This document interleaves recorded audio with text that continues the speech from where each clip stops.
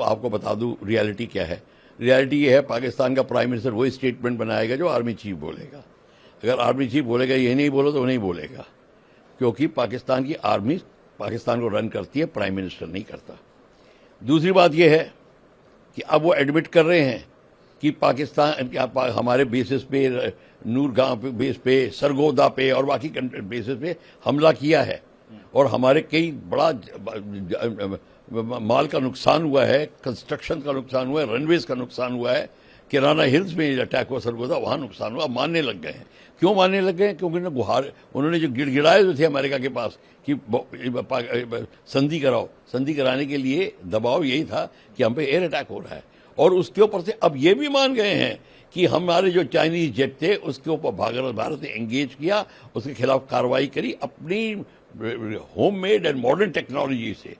तो इसको जैसे उनके जितने भी जहाज थे उनको उनकी मिसाइल जो आई उनको किस तरीके से हमने नेगेट किया। MQ-9 जो भी है उनकी मिसाइल, कई मिसाइल आई उनको हमने नेगेट किया।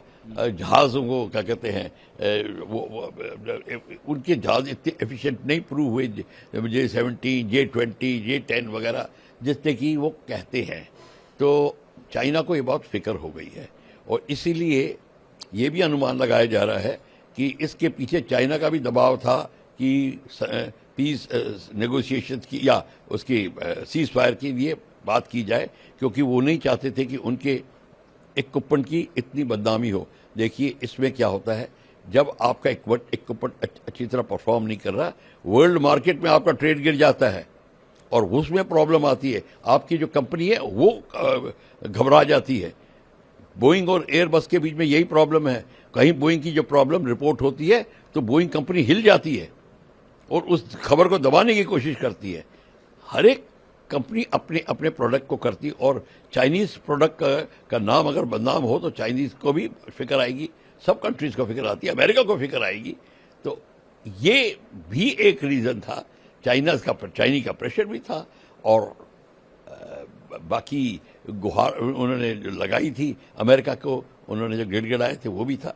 सो सम टोटल बात ये है कि पाकिस्तान ने कबूल कर लिया है कि जब प्राइम मिनिस्टर कबूल करता है तो मतलब दुनिया को प्राइम मिनिस्टर की आवाज़ और स्टेटमेंट ज़्यादा पसंद होता है। तो उन्होंने कहा हाँ, अब पाकिस्तान मंजूर कर रहा है। इसका मतलब ये है हमारा जो अभियान है आत्मनिर्भर भारत, वो बिल्कुल सही और खरा उतर रहा है। हमने जहां भी अटैक किया, ब्रह्मोस मिसाइल, आकाश, ये सब हमारे होममेड हैं या जॉइंट वेंचर या होममेड है, हमने बनाए हैं। इसकी खासियत यही है। और जो हमने बाहर से भी लिया है उनको इस अब दायरे में अमेलगमेट करके, कोऑर्डिनेट करके हमने इस्तेमाल किया। तो ये भारत की उपलब्धि है और ये भारत के जो हमको सक्सेस हासिल हुई है, ये उसका नमूना है। ब्रह्मोस मिसाइल सर काफी इस्तेमाल की गई है। ये ब्रह्मोस मिसाइल सबसे बड़ा है, ये है क्रूज मिसाइल। क्रूज मिसाइल नहीं, ये बैलिस्टिक मिसाइल नहीं है। जिस तरह के लोग कहते हैं कि बैलिस्टिक मिसाइल भारत ने इस्तेमाल की, भारत में नहीं। ये क्रूज मिसाइल वो होती है जो धरातल से ऊपर, यहां तक कि 3 मीटर 10 मीटर, उससे भी नहीं, 3 मीटर से भी नीचे ये फ्लाई कर सकती है, हगिंग द ग्राउंड और सुपरसोनिक स्पीड पे। कई मिसाइलें होती हैं सबसोनिक स्पीड पे, मैक 1 नहीं के ऊपर, मतलब स्पीड ऑफ साउंड के ऊपर नहीं फ्लाई कर रही होती।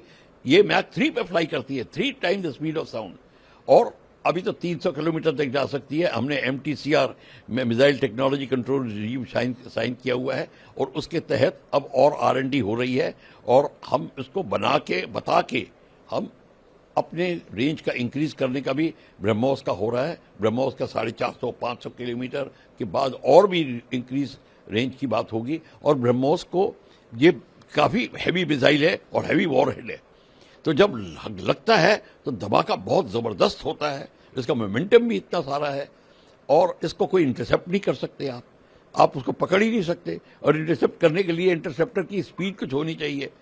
देखिए, जब आप रडार को मिसाइल को पकड़ते हैं तो आपका जो वेपन लॉन्चर है उसको पता होना चाहिए मैं कहां पे मिसाइल फायर करूं कि इंटरसेप्ट ये होगा। आप इस डायरेक्शन में जा रहे हैं तो यहां पे एम करेगा ताकि आपका कॉन्टैक्ट पॉइंट ये होगा। इसका आप कैलकुलेट ही नहीं कर सकते क्योंकि एक तो आप देख ही नहीं रहे ये कहां से आ रही है, ये लो फ्लाई करती है।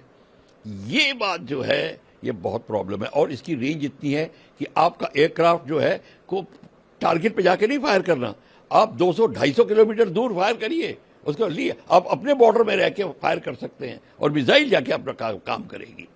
ये बात है।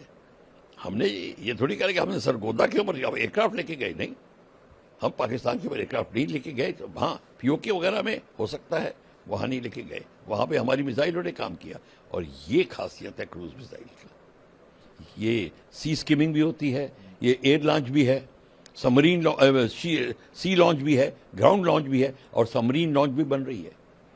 तो ये है ब्रह्मोस मिसाइल का कमाल। अब हल्का भी बनाएंगे, ताकि ये भी देख रहे हैं, अभी जहाज एक मिसाइल ले जाता है, अब ये भी प्लान हो रहा है कि एक जहाज 3 मिसाइल ले जाए, हल्का बना के उसको।